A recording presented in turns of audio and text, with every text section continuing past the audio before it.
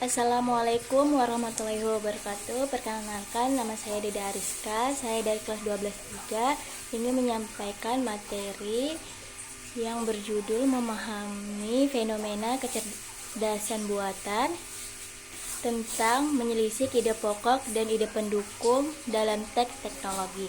Mari kita simak videonya. Apa sih itu ide pokok?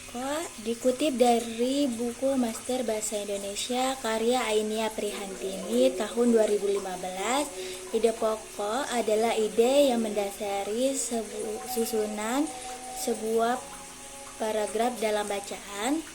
Ide pokok juga disebut sebagai gagasan utama atau kalimat utama. Ide pokok biasanya juga disampaikan secara eksplisit pada kalimat utama, yaitu kalimat yang berisi inti dari isi paragraf. Ide pokok juga bisa berada di awal paragraf, tengah paragraf, dan akhir paragraf sesuai dengan tujuan si penulis. Di sini ada beberapa ciri-ciri ide pokok. Kalian bisa baca sendiri, kalau kecepatan kalian pause ya. Sedangkan ide pendukung adalah kalimat yang memberikan penjelasan lebih detail tentang ide pokok. Ide pendukung juga berfungsi sebagai mendukung, memperjelas, dan memberikan rincian yang diperlukan agar pembaca dapat memahami ide pokok dengan lebih baik.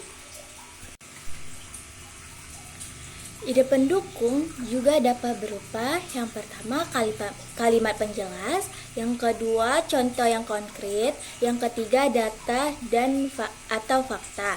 Yang pertama kalimat penjelas yang memberikan detail atau keterangan tambahan tentang ide pokok. Yang kedua contoh konkret.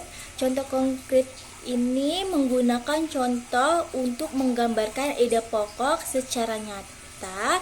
Yang ketiga, data atau fakta. Data atau fakta ini menyajikan bukti yang relevan untuk mendukung ide pokok.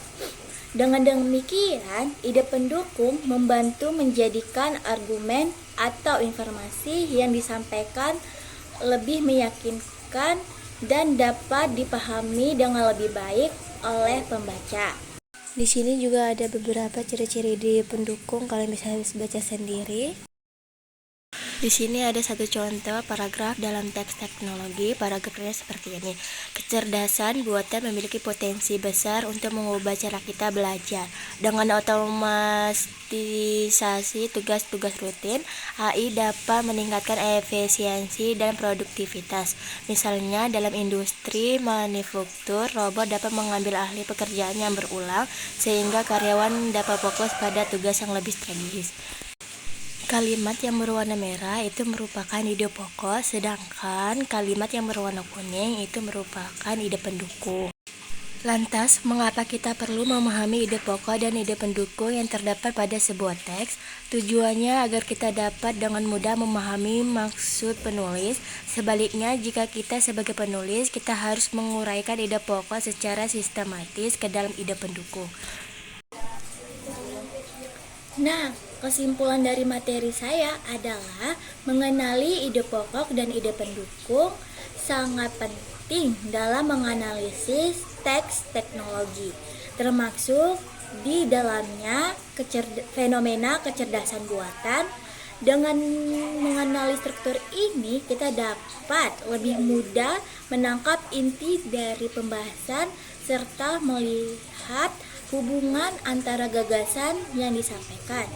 Jadi, kita bisa memahami atau kita bisa tahu yang mana ide pokok dan ide pendukung dalam suatu paragraf dalam teks teknologi.